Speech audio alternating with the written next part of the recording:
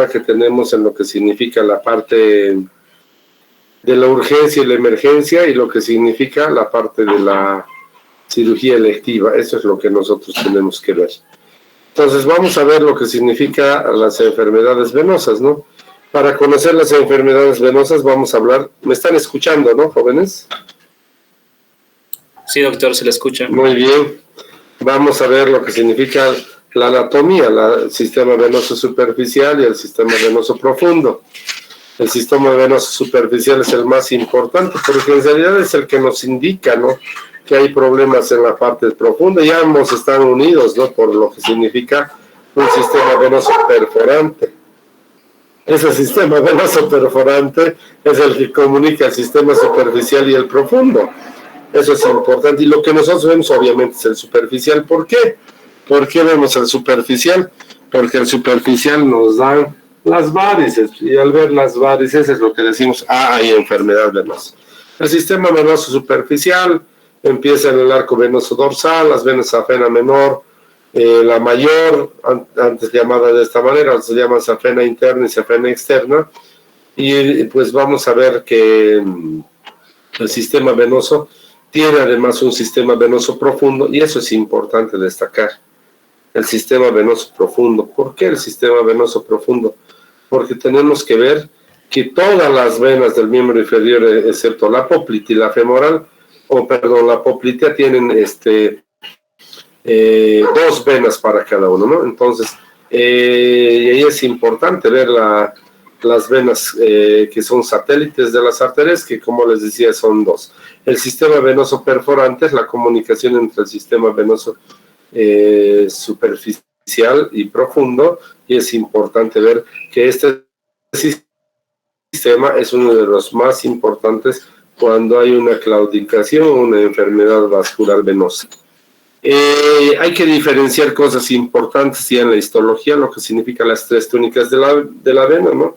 El endotelio, lo que significa la muscular, la adventicia, y la bomba músculo-venosa. Eso es importante destacar. ¿Qué vamos a decir en eso, no? Que si hay una lesión, por ejemplo, endotelial, entonces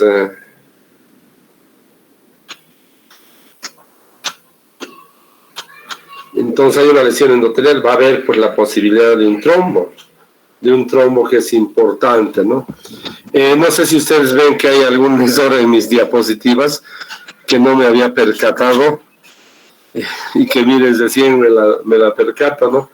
Aquí está vena safena, miren, menor o externa, y safena mayor o interna, así era, no era menor, por si acaso. Y esa es la realidad.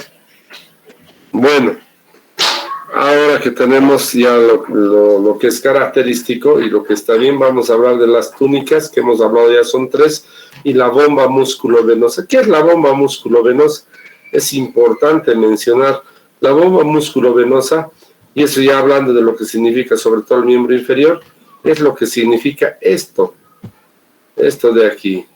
Vamos a tener las venas que están impulsadas. Si ustedes se dan cuenta, van contra la gravedad. Entonces, ¿qué hace subir al corazón, al sistema venoso? ¿Hace subir qué? Lo que significa la fascia y los músculos. Y estamos viendo varias pruebas que hacemos para ver cómo suben o no suben el sistema venoso, lo que significa el retorno venoso vascular que nosotros queremos tener. Bueno, entonces la bomba músculo-venosa es lo que significa la unión de las venas. Aquí creo que tenemos aquí. Aquí están las venas, los músculos y sus fascias. Entonces ahí tenemos lo que significa eso. Y miren, las venas tienen unas válvulas. Y estas válvulas tienen que ser suficientes. ¿Qué significa? Tienen que evitar el reflujo, como aquí. Pero miren, cuando se abre la válvula, vuelve. ¿Y qué es lo que sucede en una varice? Es esto. La válvula queda parcialmente abierta, por lo tanto sube y baja el flujo. ¿Y qué va a producirse? La dilatación de la vena. Eso es lo que es una válvula suficiente y es una insuficiente. Aquí llamamos bomba músculo-venosa, reitero, y eso es importante. A la actividad que se relacionan las venas, sus válvulas, los músculos y las fascias. ¿Por qué? Porque al contraerse el músculo van a impulsar la sangre hacia el corazón, hacia arriba. Y si no hay fascias que los envuelvan, obviamente no va a haber esa compresión que ayude a subir, ¿no? Entonces lo que sucede con la bomba musculovenosa. Bueno, ahora veamos qué es lo que tenemos que hacer. Hay clasificación clínica de las enfermedades venosas. La clasificación clínica está en relación a, a lo que significa por qué se ha producido, cómo se está produciendo y qué es lo que se produce. La clasificación clínica nos hace valorar lo que significa no solo la observación, sino lo que significa el examen físico del paciente, lo que significa la sintomatología del paciente. Y vamos a ver, por ejemplo, clase 0, ausencia de signos evidentes. ¿Cuáles son los signos evidentes? Por ejemplo, voy a mostrar aquí. Este es un signo evidentísimo que se llama la copa de champán o la botella de champán, perdón. Que miren, hay cambios tróficos de la piel. Miren, hay un cambio del color de la piel normal de aquí a una isquemia que va a producir ¿qué? Una alteración en los tejidos, tanto en la piel y en el tejido subcutáneo, por lo tanto va a haber cambios tróficos. Pero más aún, vean las dilataciones venosas, las telangiectasis, todo lo que sucede, eso es lo que sucede en una clasificación clínica. Y vamos a ver, la clase 1 son las telangiectasis, son las venas, las arañas vasculares que se llaman. La clase 2 son las venas varicosas. Las clase 3 son los cambios que suceden con edema y sin cambios cutáneos. Por ejemplo, les voy a mostrar esto, que es una diapositiva que teníamos. Voy a reiterarla, que no estaba muy cerca. Esta, por ejemplo. ¿Dónde está? Uy, ¿dónde está lo que vi? Aquí era. Miren, hay edema, sin cambios de coloración, ¿no? Entonces eso es importante, ¿no? Esa es la clasificación 3, ¿no? Perdón, me estoy equivocando. Son las pruebas. Es la clasificación 3. Edema con cambios cutáneos atribuibles al retorno venoso. Este es, por ejemplo, esa botella de champán. Clase 5. Los cambios con úlceras cicatrizadas, es decir, no activas. Y clase 6, los cambios que hay signos como edema, varices y úlceras activas sangrantes. Esa es la clase 6. Pero también tenemos una clasificación etiológica, que puede ser congénita, primaria y secundaria. Importante destacar la etiología congénita. Es muy frecuente ver un paciente varicoso y su familia, en la línea familiar, que haya varices. Es importante eso, ¿no? Obviamente las afecciones primarias venosas son las secundarias, que son generalmente a traumas o algún problema secundario hormonal, como por ejemplo lo que significa el uso de estrógenos en el embarazo, etcétera, pueden producirse alguna alteración en la etiología. Clasificación anatómica del sistema superficial, profundo o perforante. No se olviden, el perforante es importantísimo, es donde se liga, ¿no? Y es el que comunica. Por lo tanto, son importantes. O por disfunción patológica, por reflujo, como hemos visto hace rato, por obstrucción o ambas. Esa es la clasificación clínica, etiológica, anatómica o por disfunción patológica. Eso es importante y fundamental destacar. ¿Qué vamos a hablar? La primera parte es la insuficiencia venosa. ¿Qué es la insuficiencia venosa? Es la falta de un retorno venoso adecuado en el miembro inferior, que puede ser congénita desde el nacimiento, primaria o idiopática, que es la más característica de idiopática para mí, es decir, no sabemos de qué sucede, y la secundaria, que a efectos obstructivos son trombocíticos, traumas, por ejemplo, ligaduras, etcétera, ¿no? Entonces, ahí podemos ver que hay un problema, por ejemplo, de tumores, etcétera. Entonces, ahí está la insuficiencia venosa. La insuficiencia venosa primaria, como les digo, generalmente son atribuibles, ¿no? de parte idiopática, y se encuentran telangiectasia, venas reticulares y varicosas, y que son principalmente en la aparición. Un segundito, por favor, les voy a pedir, denme un segundo.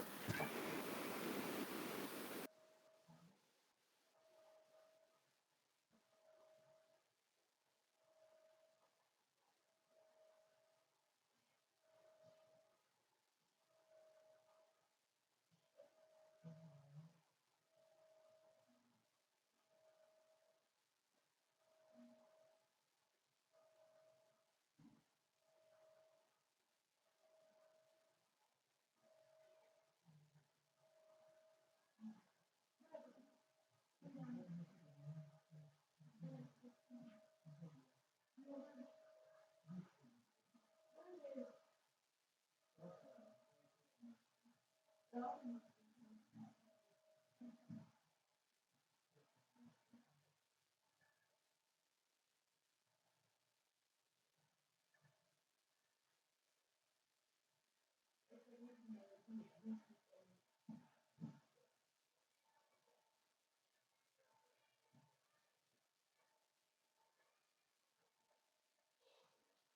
es del tomate.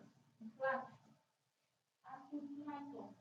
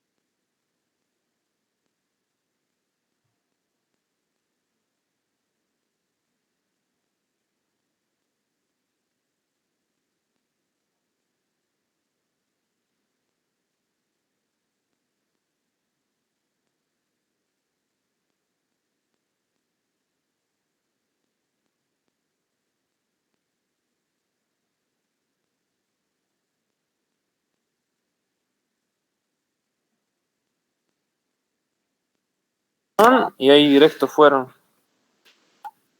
¿En cuál puerta? La única puerta, pues la que hay una puerta con un kiosco al frentecito. Ah, en esa puerta. Ya me...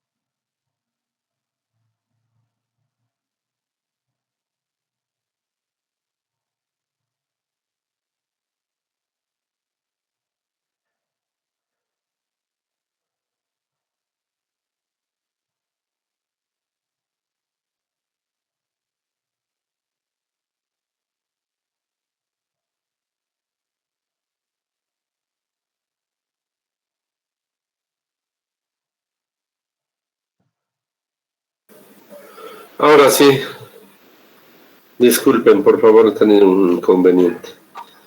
Continuamos entonces, y estamos hablando ahora de la insuficiencia venosa primaria. Al hablar de primaria, en realidad deberíamos hablar de idiopática, es decir, no saber por qué sucede, ¿no? Pero hay alteraciones mecánicas y celulares, ¿no? Y eso es importante, no mencionar eso, ¿no? Mecánicas y celulares. Pero ahí veamos las alteraciones mecánicas, déficit valvular, lo que han visto, hipertensión y la gravidez, ¿no? Es importante, ¿no? Alteraciones celulares, ¿no? Tenemos los infiltrados en las paredes, ¿no? En los macrófagos. Y moleculares, ya en los moleculares de menor consistencia, diríamos, de colágeno y elastina, que obviamente van a hacer que se dilaten como un papel o una bolsa que no vuelva a la normalidad, ¿no? Que se dilate y quede dilatada definitivamente, ¿no? Los factores de riesgo para la insuficiencia venosa son la edad avanzada, el sexo femenino, obviamente es importante, la disfunción valvular en la gestación es importante, y los estrógenos. ¿Qué es lo que hacen los estrógenos en las venas? Relajan y ablandan. Por eso los estrógenos están muy limitados para utilizarse en mujeres que tengan varices. ¿Por qué? Porque condicionan a los trombos y a las varices. Se relaja más, produce mayor relajación, mayor ablandamiento y va a sucederse mayor problema en lo que significa la pared, por lo tanto se van a dilatar. La herencia genética y antecedentes traumáticos, esas son las idiopáticas. Bueno, las enfermedades venosas, ¿qué síntomas tenemos? Pesadez, cansancio, molestias, dolor, sordo. Es importante el dolor, y quizás muchos de ustedes ya se van a dar cuenta, no es dolor sordo. Dolor sordo. El detalle es que el detalle es el siguiente. O sea, el dolor aparece cuando uno está parado y desaparece cuando uno está de costado con la pierna levantada, o como dicen en la diapositiva, al día siguiente cuando uno después de despertarse desaparece el dolor. Este dolor es similar. Muchos de ustedes seguramente han debido asistir a la romería de la Virgen de Urcupiña, han debido ver seguramente lo que la gente camina, va varios kilómetros, y los que han ido también han debido ver. Comienza a doler las piernas del camino. ¿Por qué duele? Por la insuficiencia vascular. Necesitamos descansar. ¿Quiénes tenemos mayor dolor sordo en realidad? Y tenemos, somos los médicos, porque estamos mucho tiempo parados, especialmente los cirujanos. Son los que trabajan en las calles, como por ejemplo los policías, ¿no? Los encargados de tránsito. Son los profesores que están todo el tiempo parados enseñando a los alumnos. Eso es lo que sucede, el dolor que se presenta cuando uno hace actividad y que desaparece en la mañana cuando uno está descansando. Tumefacción o edema, quemazón, el quemazón cutáneo, mucha gente se refiere, me quema, me arde, doctor, me arde, deme tratamiento para ese ardor. Y el tratamiento para ese ardor en realidad no existe. El tratamiento para ese ardor es la enfermedad ya que ha avanzado venosa y está pasando una neuropatía. Prurito, en algunos casos también. Bueno, la exploración física que tenemos que valorar al paciente en de pie y en decúbito es importante. Y aquí están las principales pruebas que se hacen, pues, de lo que significa la insuficiencia venosa, de las enfermedades venosas, ¿no? Explorar al paciente es importante y es fácil ver, ¿no? Estamos viendo la botella de champán, lipodermatoesclerosis se llama, donde hay una esclerosis del tejido subcutáneo en la piel, que tiene esta característica en botellas de champán, hiperpigmentación, este color medio negro, y obviamente las varices, estas famosas varices, que vemos como cordones visibles que tenemos en el organismo. Entonces, eso es lo que nosotros tenemos en las varices. Entonces,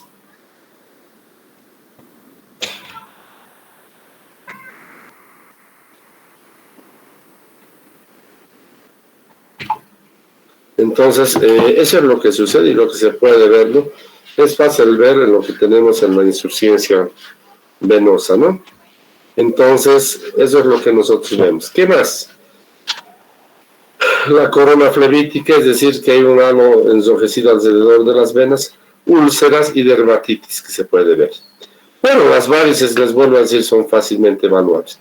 Vamos a hablar de dos pruebas importantísimas, que son la prueba de difusión venosa de Perthes, y luego vamos a ver las otras pruebas, son dos pruebas, la de Brody-Trendelenburg y la de Perthes son las más importantes.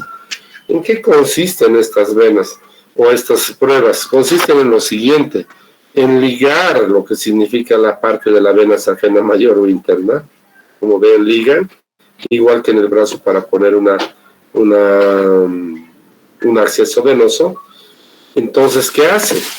La circulación, en realidad el problema de esto, yo les hablaba muchísimo de lo que es la circulación venosa superficial y profunda y la perforante, que es la que uno no ve. En realidad la circulación venosa que es insuficiente generalmente empieza en la parte profunda y uno no lo ve, solo tiene la sensación de cansancio, malestar, etc. Pero ¿qué es lo que vamos a tener nosotros?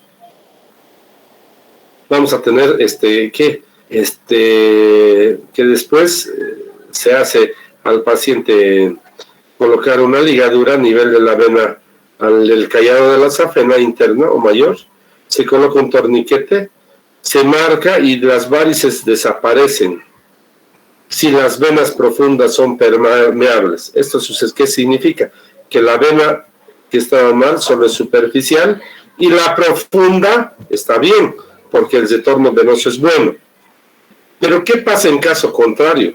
Cuando tenemos ya una insuficiencia venosa superficial y profunda, las venas se dilatan y aparece más bien una tensión más importante, como están viendo, y una dilatación más importante. Eso es lo que debería suceder en una vena enferma. Reitero, la prueba de Perthes. Hacen al paciente, ligan al paciente y que piden que se levante y que comience a caminar y van a ver que se dilatan las venas varicosas. Cuando hay solo afección superficial y no hay profunda, estas derivan su sangre por las perforantes a las profundas y se va hacia lo que significa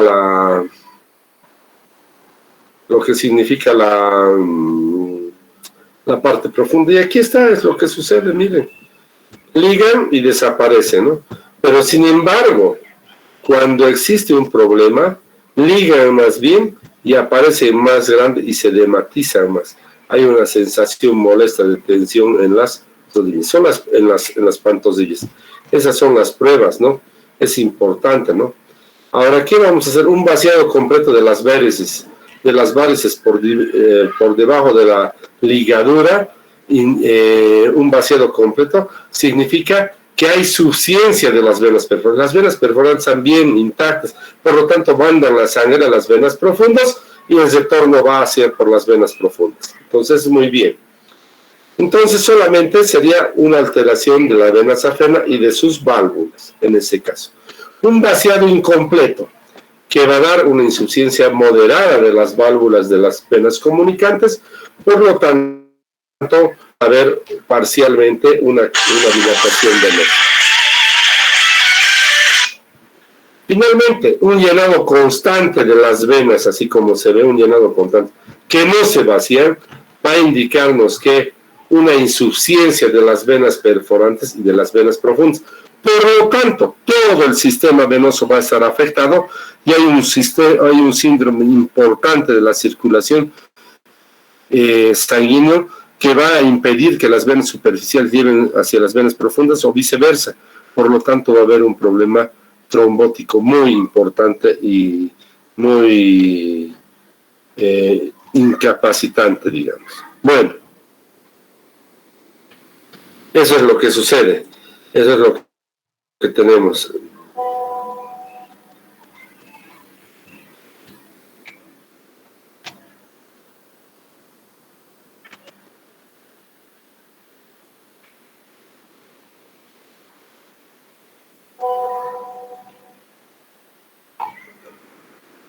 Entonces es lo que sucede.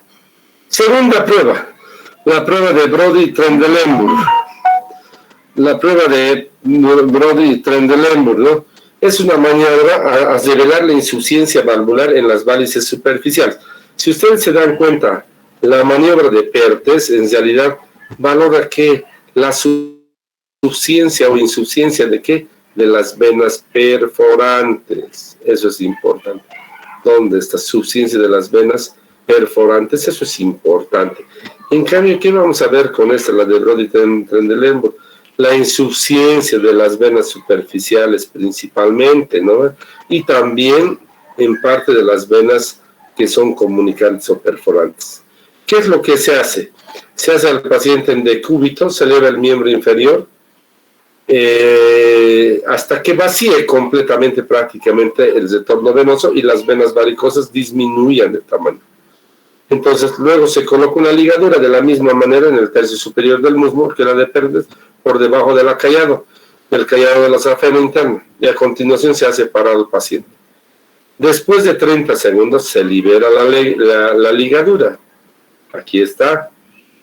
La prueba es negativa, se libera la ligadura y no pasa absolutamente nada. Cuando la prueba es positiva, se libera la ligadura y ¿qué pasa?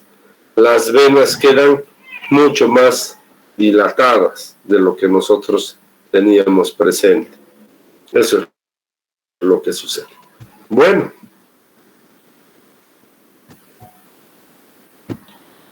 Sigamos. Prueba nula normal.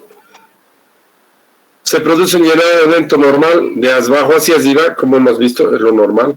Comienza a llenarse nuevamente el flujo y la sangre vuelve de lo que significa las colaterales a lo que significa la circulación normal. Es decir, al soltar la ligadura, vuelve a producirse el llenado venoso, ¿no? Prueba positiva. La prueba positiva es cuando las venas patológicas permanecen vacías o se llenan muy lentamente. ¿Por qué? ¿Por qué? De abajo hacia arriba. ¿Por qué? ¿Por qué? ¿Qué es lo que sucede? Lo que sucede es que tienen la incapacidad de llenar por la insuficiencia venosa en las válvulas. Entonces, ¿qué es lo que sucede? Al soltar la ligadura se llenan de manera rápida de arriba hacia abajo, en lugar de ir de abajo hacia arriba, como es lo que esperaríamos, ¿no? Finalmente, la prueba doblemente positiva, ¿a qué se llama doblemente positiva? Lo que indica es prácticamente la anterior positiva, es de la vena safena interna, es decir, cuando se llena rápidamente. ¿Por qué? Porque las venas comunicantes o perforantes no tienen afección. Doblemente positiva es que sí hay una afección más de las venas comunicantes. Y ahora, ¿qué es lo que sucede?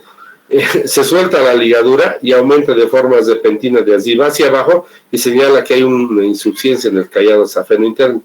Por lo tanto, que las venas comunicantes van a estar afectadas. Reitero, prueba positiva es cuando hay afección de la vena safena mayor o interna y se llenan pues de arriba hacia abajo al soltar la ligadura. ¿Por qué? Porque las venas perforantes tienen todavía lo que significa el flujo. Doblemente positiva es cuando hay una insuficiencia en lo que significa la vena safena, pero también hay una insuficiencia de las venas comunicantes. Y al soltar la ligadura aumenta el llenado de arriba hacia abajo, ¿no? Entonces es lo que significa una alteración en el callado de la safena. Ese es doblemente positivo. Prueba negativa. Se observa un llenado rápido antes incluso de soltar la ligadura por insuficiencia de las comunicantes sin que vaya a soltar la ligadura, lo cual indica que el callado de la safena está funcionando. Entonces, como un repaso a lo que hemos visto, la prueba de Trendelenburg, Brody, nos valora sobre todo lo que significa la suficiencia del callado de la safena. Cuando el callado de la safena está suficiente y no hay problema, la prueba es negativa. Cuando el callado de la safena está afectado y sus venas safenas mayores están afectadas, es positiva. Pero cuando está afectada la vena safena mayor y las comunicantes, es doblemente positiva. Esa es la característica. Entonces la prueba de Brody Trendelenburg valora sobre todo la suficiencia del callado. Enfermedades venosas. ¿Cómo diagnosticamos las enfermedades venosas? Las enfermedades venosas las diagnosticamos por ecografía Doppler, el reflujo. Duplex, no se olvide, duplex era comparar el flujo de las venas con el tejido alrededor. Por flegografía, venografía, resonancia magnética venosa. Esto, por ejemplo, es muy rara vez, tenemos resonadores, ahora los utilizamos bastante para las dilataciones varicosas pélvicas principalmente y algunas de las venas abdominales. El tratamiento de la enfermedad venosa superficial.